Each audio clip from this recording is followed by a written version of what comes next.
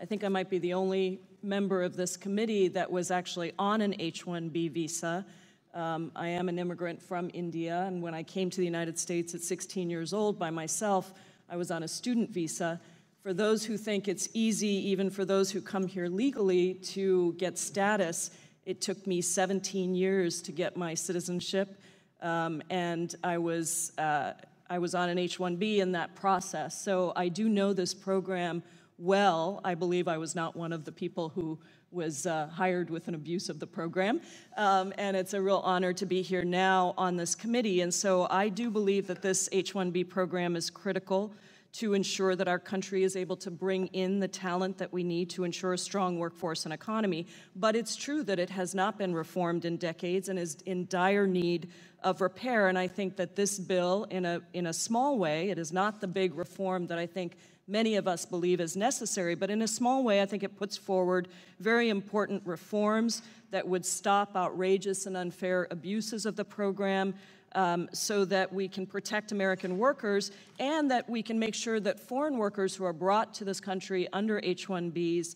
are also not taken advantage of with too low salaries and abusive conditions. And I agree with Ms. Lofgren that much work has to be done to truly fix the full scope of the H-1B program, and more broadly, to address our education system to make sure that Americans have the access to the training necessary to fill these jobs.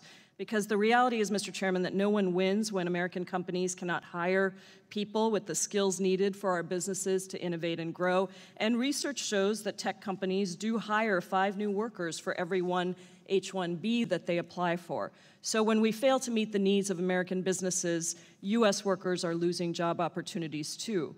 But there's no question that we do not have enough H-1B visas right now to meet the demand. And we know that because, as you said, we've reached the cap within 5 days for the last 5 years. And conservative estimates are that increasing the cap to 195,000 visas would increase revenues by nearly $69 billion over 8 years. Other research indicates that increasing H-1B visas could create an estimated 1.3 million new jobs and add about $158 billion in GDP by 2045.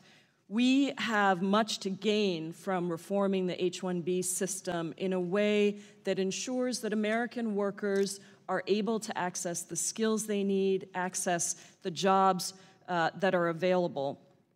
And it's important to make sure that the wage formula is crafted to work for lower wage markets outside of Silicon Valley so that companies across the country have access to the program.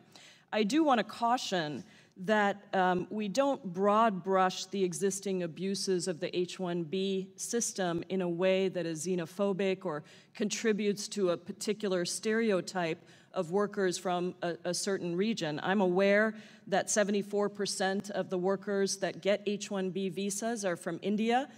It is a country where my parents still live because under our broken immigration system, I was never able to bring my parents here. It would have taken 20 years for me to bring my parents to live in the same country as me and grow up to see their grandchildren next door.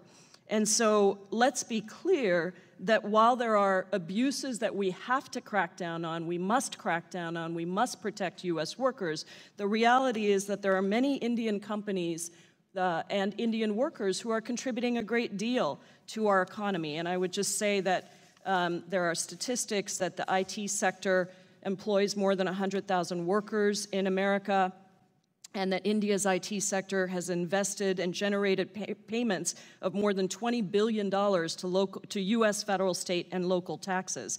And so there's a great deal of good that happens when we have fair access to markets across the world. And the question really to me is not about whose jobs, as sometimes this debate around jobs is created. It's not about whose jobs, it's about more jobs and better jobs. And that, I think, needs to be our focus.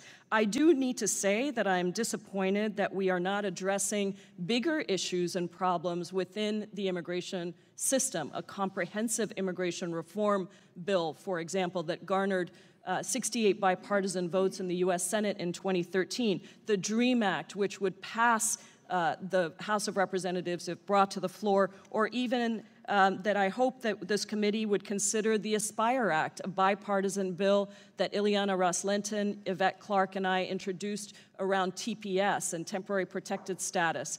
And so I hope this is just the first step to a much broader fix of our broken immigration system